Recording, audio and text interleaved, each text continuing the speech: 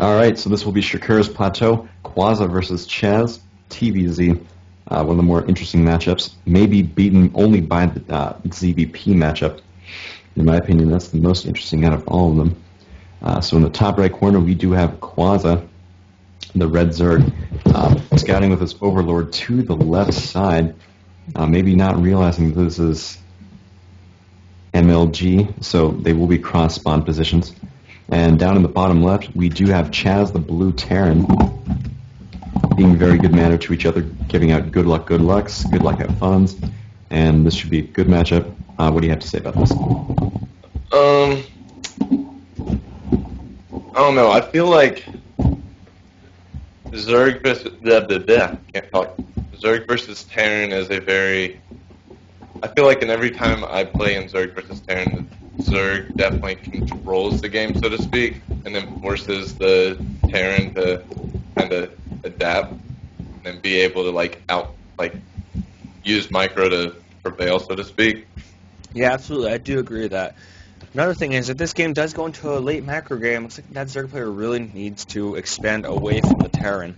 When you're a Zerg player and you're in these big maps, usually don't you guys agree that you kind of need to expand away from Terran players so they do have that slight advantage of being less harassed? Oh, definitely. Not really. It looks, well, we're about to find out from this Terran, see if he drops a gas or not.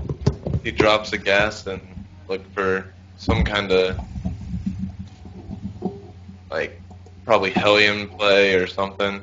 If not, then he's probably going to go for a one-rack expand. Yeah, very true. We see the Zerg went 15 hatch. And he's actually not going 15 full. He's getting a couple more drones before he gets that. Yeah, it looks like we do see that the Zerg player manages to get his hatch up before the SCB can harass. So what do you think about that, Gravity? Now with his economy up, if it +1 for base, you think he will have an overall advantage throughout the whole game? Well, I always get a fast expand versus a Terran. It definitely sets you up for the macro game. You do not need to expand twice.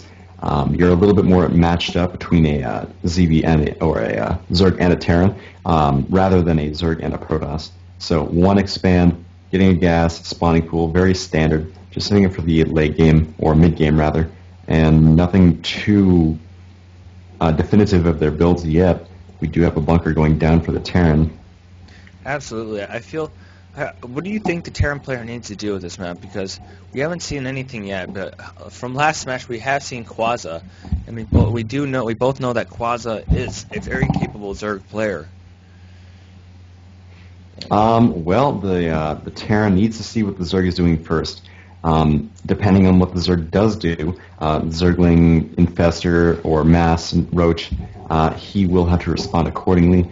For instance, if he's going Mass Roach, he might want to go Mass Bio. Does more damage that way. If he's going Ling Infestor, he might want to get Siege Tanks. I think the Terran's waiting for what the Zerg is doing. Yeah, so this is going to be kind of an attack and adapt. I mean, defend and adapt game for the Terran player, while the Zerg player should have more of a map control. Looks like he does have those 4 Lings out just to secure some map view control.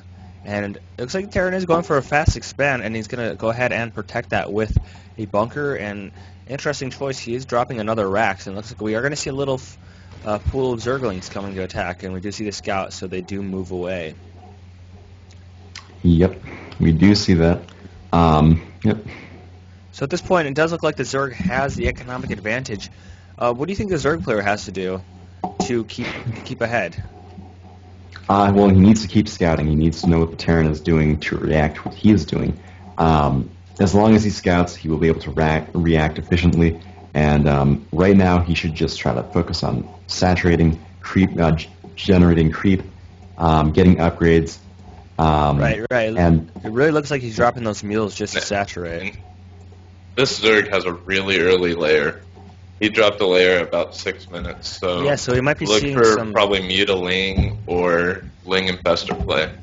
Yeah, very interesting choice for the Zerg player. I would say he is trying to tech up fast, so he might like to go with We do see a Baneling nest coming up together, so I'm not sure exactly what the Zerg player is how he's gonna actually play this out.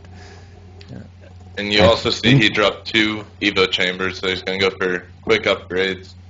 That leads me to think that he's might be going more like a Ling Infestor play. Yeah, absolutely. I agree with that. It also looks like the Terran player is going for a 1-1-1 right now with double engineering bay. And let's see, that starport is going to pop up. He does cancel, and he's going to go with a reactor. So, for a second there, I thought he was going to do some Banshee harass, but it looks like he's just going to go for a regular MMM Bio Ball.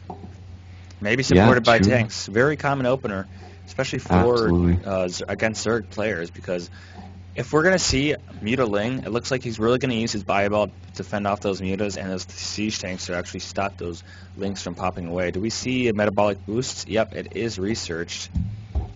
Let's see, we do have an early burrow, so I'd like to see the Zerg player go for some roaches, early burrow, and then pop up on maybe both sides. Oh, yeah.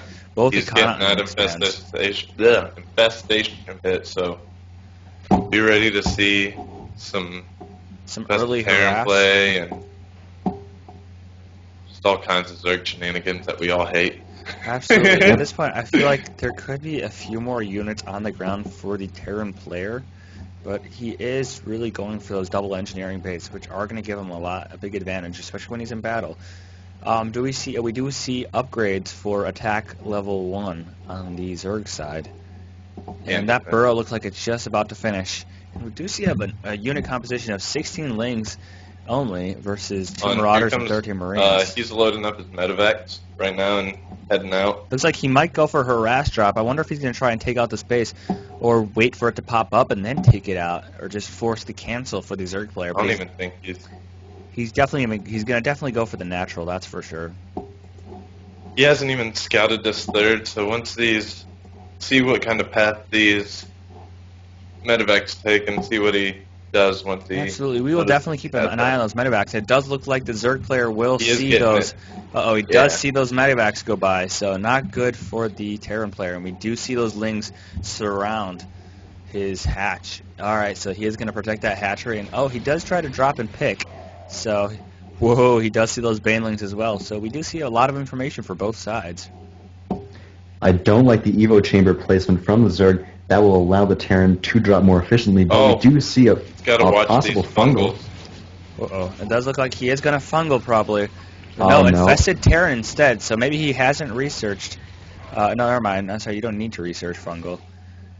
No, a waste of energy there. He could have picked off those units if he had waited a few more seconds, but no, instead the Terran will walk away generally unharmed.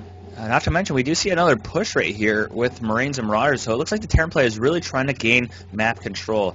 He's going to go ahead and expand, maybe get his third up sometime soon, because if he's going to go out for an early push with this, with just a small bio ball, it looks like he does realize his Zerg player is going for a Baneling, Ling, and Infestor. And I don't see any Spire up for the Zerg player, so we shouldn't see that too much harassment from Mutalisks. And actually, one huge fault that I see the Zerg made is that his natural, one of his gas geysers isn't saturated all the way. Yeah, it looks like going Infestor Ling, you need all the cash you can get. Absolutely. So. And on the Marine side, it looks like he does have 6 medevacs, 30 Marines, and 5 Marauders. They all have stim pack, and they have 1-1 upgrades, so we should be seeing some definite action here. There's a lot of Banelings, so if he can really pick up those Marines and use his best micro possible, he might be able to pull this off. Unnecessary stim right there, to be honest. I don't know why he does do that. He does go ahead and kill that Infestor. Very well done. Bad choice for the Zerg player. And it looks like he's going to go ahead and try as much as possible. Those fungals are doing bad. Wow. And he does indeed lose those fungals, and he's going to go ahead and try and take out those medivacs, which he does. Very well played for the Zerg player right here. Absolutely. I would have liked a better engagement from the Zerglings, but the Banelings and Infestors fungals made up for it. And now the Zerg will walk away and possibly pressure. Yeah, it looks like that medivac is the only thing that is left for the tech up right now. We don't see any siege tanks, so looks like the Terran player is in trouble right now, especially with all those all those units from the Zerg player. 4 Banes, 5 Infestors, and 38 Lings. My God, let's check out the army composition. It is a 45 to 35, so he is plus 10 in supply. And it looks like the Terran player is actually getting quite a few more minerals than the Zerg player, so looks like it's definitely those mules that are kicking in, probably. Oh, Absolutely, those mules will do wonders to a Terran's economy. The Zerg is now morphing in tons of banelings to possibly break this. Burrowing his infestors, he's going to see what's up, see if there's any detection. He might Maybe fungal or just do an infested Terran at this point. I'm not sure what he's going to try and do.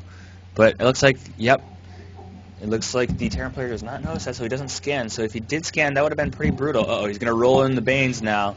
It's not looking good, so he's going to go right through. Oh, very bad. Bad impact. He's got to pick up right now. Could have been. Yeah, that could have been. Ooh, a huge fungal. Very good fungal, and he does have a couple burrowed infestors too. So, well played defense actually by the Terran player. I would have expected a little bit more micro, like some pickups right now for the medevacs, but uh-oh, he does see those banelings. He's going to try and stop them. Those banelings are about to pop, and he's going to run and hit them. Nice. Very well played by the Zerg player. I'm telling you, we are seeing a lot of small encounters, so this should be a very hot match. Terran is very, very oversaturated right now. Yeah, it looks like he is going for... Let's check out the worker count. And actually, 64. Terran is 10 up on workers than Zerg. And yeah, 64. Zerg player, you do not want that. 65 to 55, pretty much. And it looks like the Terran player is going for his 3rd base finally, which is in a safe spot. But I wonder if he's going to use those medivacs to drop off. Yeah, it looks like he does use those medivacs to pick up those SCVs. He's going to go ahead and have a safe vantage point for his 3rd expand. Interesting play by the Terran player, and I kind of do like it, to be honest. Right now you see a spire going down, so... Yep, that is a spire, very true. That 3rd base is quite possibly in a very bad position now. Looks like the Terran player is on top of his upgrades, just like the Zerg player. We are going for 3-3 right now for the Terran player. So, wow, we are seeing quite a big match right now. Looks like they both are quite equal leveled right now. And quite a few medevacs in the ground. I'm not sure I really like this play by Terran where he does keep some of his medevacs and marines split off, because wanningly, if the Zerg player did see that, he could definitely fungal those out, but I'm not sure. He does in fact draw those back. He might be just using those as scouters or something. Do you see how he's not moving? He's just leaving those there? Yep, and we do see a push by the Terran. Uh-oh, looks like he does see, those infestors do see him. Let's go ahead and see what we are going to go see. He just misses. He's going to go ahead and... Is he going to burrow? No. Unburrow? He's not going to unburrow, so... There's going to be a big push right now. Uh-oh, those medivacs, poor choice of putting those first. Looks like they are going to get fungals. Oh, wow. Wow, and those Banes and fungal. Oh. He's going to go ahead and fungal again those medevacs as much as possible. This is... He really needs to get something. He needs to get those ghosts up with those EMPs and go ahead and cloak and take out, because it looks like the Zerg player doesn't have any vision right now, any overseers. So if the Terran player finally does decide to go for Ghost, this could be some damage for the infestors. What do you think? Ghosts definitely would do a lot of damage to that infestor army. We did see a spire go down for the Zerg. I think he is going to try to transition into, there we go, we do see a greater spire. I was about to say he's going to transition into Broodlords, but now that decision is definite. More banelings being morphed in for the Zerg player. Terran does have a ninja 3rd being covered by the rocks. Absolutely. And, yeah. Wow, that 3rd is very oversaturated. He has 2, wow, including the mules. He does have, just without the meals, he has a full page of SCVs. That's ridiculous how much he's oversaturating. And we do see another, almost a full page for the 2nd natural expand. So it looks like the Terran player is trying to get as many minerals as possible. It doesn't look like he wants to go into a super late game, and that's one of the reasons I do see he has a ninja base. Looks like the Zerg player is opening for his 5th, so he needs to really stay on top of those larvae, so he really needs to spawn larvae. And we do see 3-3, but those infestors just walk by. Wow. So those infestors might do some damage right now if they get into his